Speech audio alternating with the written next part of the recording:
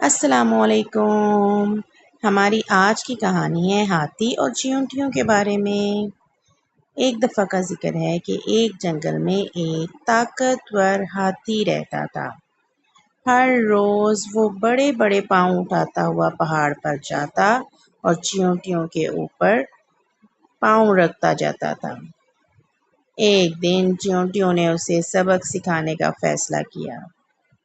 جب وہ ہاتھی کیلے کے درخت کے پتے کھا رہا تھا تو کچھ چیونٹیوں نے اسے کاٹنا شروع کر دیا۔ ہاتھی سے یہ درد برداشت نہیں ہو رہا تھا اور وہ زور زور سے اپنی سونڈ ادھر ادھر مارنے لگا اور چلانے لگا۔ ہاتھی کو اب اپنی غلطی کا احساس ہو گیا تھا۔ اسے سمجھ آ گئی تھی کہ ہر جاندار کو درد اور تکلیف محسوس ہوتی ہے۔